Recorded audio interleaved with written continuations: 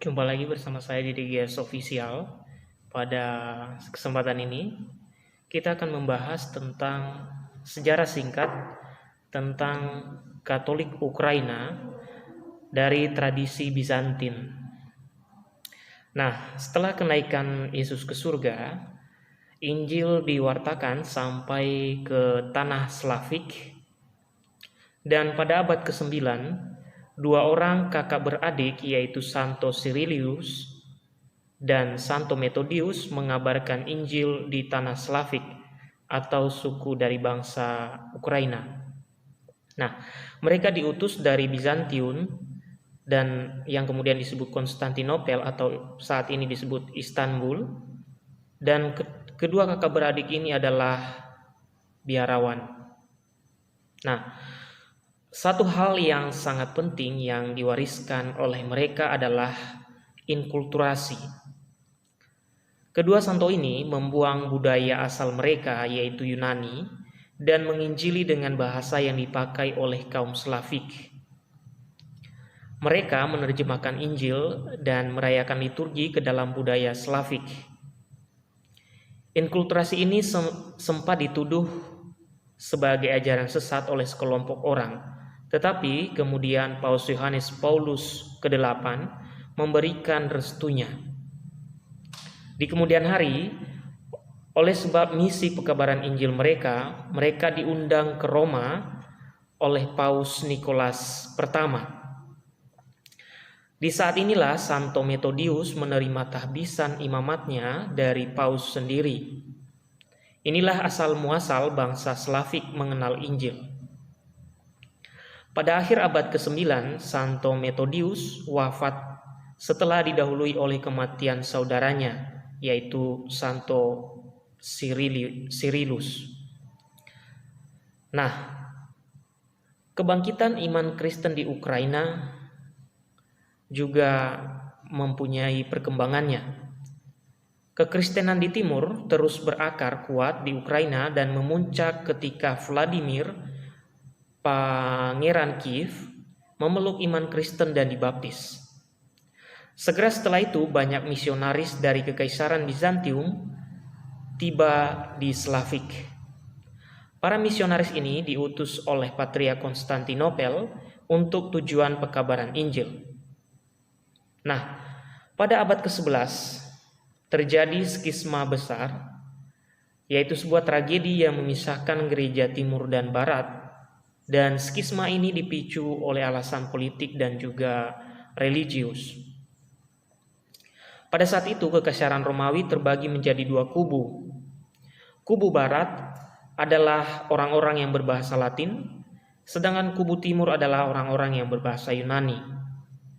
Alasan politik gereja timur dan gereja barat berpisah antara lain adalah yang pertama, ekspansi kekuasaan Kekaisaran Bizantium yang mengusik wilayah Roma, sedangkan di lain sisi, Kepausan telah mencoba turut campur tangan dalam pemerintahan duniawi. Kemudian ada alasan religius gereja timur dan gereja barat berpisah, antara lain adalah yang pertama tata cara liturgi, yang kedua ikonografi, yang ketiga filioque, dan lain sebagainya. Sebenarnya alasan religius ini tidaklah begitu relevan dan hanyalah sekedar tambahan. Sebab perbedaan-perbedaan ini dalam esensinya sudah sama-sama diterima oleh kedua belah pihak sebagai sekedar perwujudan yang berbeda dari sumber iman yang sama.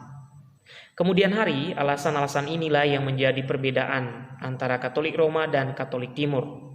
Akan tetapi, perbedaan ini tidak mencoreng sifat gereja yang satu, sebab sumber iman tetaplah sama. Nah, tragedi akan perpisahan gereja timur dan gereja barat ini dinamakan sebagai skisma besar. Pada saat ini, gereja Roma Katolik mengekskomunikasi gereja timur dan sebaliknya, gereja timur menjatuhkan anatema kepada gereja Katolik Roma. Nah, gereja Roma mencabut hukuman ekskomunikasi untuk gereja Konstantinopel dan gereja Konstantinopel mengangkat anatema dari gereja Roma. Gereja Barat dikenal dengan nama Roma Katolik dan Gereja Timur, yaitu Konstantinopel, disebut sebagai Kristen Ortodoks. Nah, ketika Gereja Roma dan Gereja Konstantinopel memutuskan hubungan satu sama lain pada abad ke-11, gereja di Ukraina secara bertahap sampai akhirnya melepaskan ikatan persatuan dengan Roma. Nah, ketika para uskup Ortodoks Ukraina mengadakan konsili di Brest-Litov pada tahun 1595, 7 uskup memutuskan untuk membangun kembali persekutuan dengan Roma, dengan jaminan bahwa tradisi dan liturgi Bizantin akan dihormati dan diakui oleh Roma. Mereka dan banyak imam lain serta umat beriman disatukan kembali dengan Gereja Katolik Roma, sementara yang lain tetap setia dalam Ortodoks. Kemudian pada abad ke-19, banyak umat Katolik Ukraina mulai beremigrasi ke Amerika Utara, membawa serta tradisi dan liturgi mereka ke Kanada dan Amerika Serikat. Di bawah pemerintahan komunis, umat Katolik di Ukraina dianiaya, banyak yang dipenjara dan dibunuh. Pada tahun 1945, semua uskup Katolik Ukraina ditangkap dan dibunuh. Nah, umat Katolik Ukraina tetap setia dan bertahan pada imannya. Mereka disalibkan, dibakar, dan dianiaya sedemikian rupa. Walaupun begitu, hampir tidak ada yang menyangkal imannya. Ada suatu peristiwa di mana para pemuda Ukraina dijatuhi hukuman tembak. Saat eksekusi, mereka dengan lantang mendaraskan pengakuan iman Nikea atau kredo panjang. Mereka semua kemudian ditembak, tetapi tidak ada yang mati. Para eksekutor dengan geramnya melancarkan tembakan berkali-kali kepada mereka. Setelah semua pemuda itu mengakhiri dengan kata amin dan membuat tanda salib, barulah mereka terkapar dan mati. Peristiwa lain adalah pihak komunis telah membantai seluruh imam, klerus dan rohaniwan. Kemudian pada 6 Januari, yaitu 24 Desember menurut kalender Julian tahun 1946, sehari menjelang Natal, sebuah gereja di Ukraina Barat disegel. Para polisi ditempatkan di sekeliling gereja yang disegel. Pada malam itu, gereja yang telah disegel tiba-tiba bercahaya. Para polisi yang berjaga lari ketakutan. Warga sekitar memeriksa penyebabnya dan dengan ketakutan serta keheranan, tampak di dalamnya warga gereja itu atau semua imam dan juga umat beriman yang baru saja dibunuh oleh pihak komunis tengah merayakan liturgi malam Natal, tegak dan dengan suara lantang yang mereka dengar. Pada masa komunis ini juga Bunda Maria menampakkan diri di Ukraina.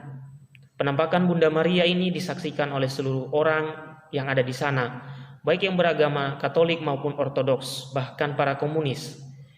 Bukan hanya di satu tempat, Bunda Maria menampakkan diri di semua dan di banyak tempat di Ukraina. Tidak ada pesan dari Bunda Maria secara khusus, tetapi umat beriman yang menyaksikan penampakan ketika itu juga iman mereka kuat sehingga semangat kemartiran mereka tumbuh. Umat beriman Ukraina menganggap penampakan Bunda Maria di masa komunisme ini menyiratkan bahwa Bunda Maria tetap memperhatikan Ukraina dan Tuhan tidak melupakan mereka. Salah satu tempat Bunda Maria menampakkan diri adalah di Khrushchev. Nah, Bunda Maria berdiri di atas bubungan gereja dan di tengah-tengah gereja keluar air ajaib yang menyembuhkan banyak penyakit. Umat beriman membuat sebuah sumur di sana. Tidak terhitung mujizat yang terjadi di sana. Pihak komunis melarang keras umat beriman untuk mendekati gereja dan mengambil air suci dari sana. Salah seorang tentara komunis yang berani nekat mengambil senapannya dan menembak penampakan itu. Seketika itu juga mata tentara itu buta. Kemudian ia bertobat dan menjadi saksi iman meskipun kebutaannya tetap tinggal sampai kematiannya. Dan menjadi saksi iman meskipun kebutaannya terjadi dan disaksikan oleh banyak orang. Dan penampakan Bunda Maria ini mengambil tempat khusus dalam sejarah gereja Ukraina dalam pembebasannya dari cengkraman tangan komunis. Hari ini Gereja Katolik Ukraina adalah gereja Katolik Timur terbesar dengan sekitar 5 juta umat beriman. Dan Gereja Katolik Ukraina dipimpin oleh yang berbahagia Sviatoslav, Uskup Agung Utama dari Kiev, Galicia, dan pemilihannya dikonfirmasi oleh Paus Benediktus ke-16 pada 25 Maret 2011. Mereka adalah satu persekutuan dengan Gereja Katolik Roma. Gereja Katolik Ukraina adalah salah satu dari gereja timur yang bersatu dalam komuni dengan takhta suci Santo Petrus. Oleh sebab itu, bagi umat Katolik Roma diperkenankan untuk turut serta menerima komuni di Gereja Katolik Ukraina dan terhitung sama dengan menerima komuni gereja asalnya. Hal ini juga berlaku sebaliknya. Umat dari Gereja Katolik Roma dan Gereja Katolik Timur dapat saling mengunjungi satu sama lain seperti mengunjungi paroki-paroki lainnya. Menghadiri liturgi ilahi di hari Minggu pun oleh Gereja Katolik Roma terhitung sama seperti memenuhi kewajiban menghadiri misa mingguan dalam 5 perintah gereja. Hal ini juga berlaku sebaliknya. Dan artikel ini saya kutip dari fanpage Lembaga Penelitian Santo Dimitri Rumah Bizantin, yaitu salah satu akun Facebook yang digunakan oleh Gereja Katolik Timur yang ada di Indonesia, yaitu Gereja Katolik Timur Ritus Bizantin yang ada di BSD. Demikianlah pembahasan kita tentang Gereja Katolik Ukraina yang merupakan Gereja Katolik Timur terbesar yang berjumlah umat sekitar 5 juta orang. Dan mungkin sekarang ini sudah berubah jumlahnya lebih banyak lagi. Marilah kita selalu berdoa untuk persatuan Gereja Katolik yang dari hari ke hari semakin bersatu, dan gereja-gereja yang telah terpisah semakin bersatu dengan Gereja Katolik Roma yang adalah takhta Santo Petrus. Salam sejahtera untuk kita semua dan sampai jumpa pada pembahasan selanjutnya.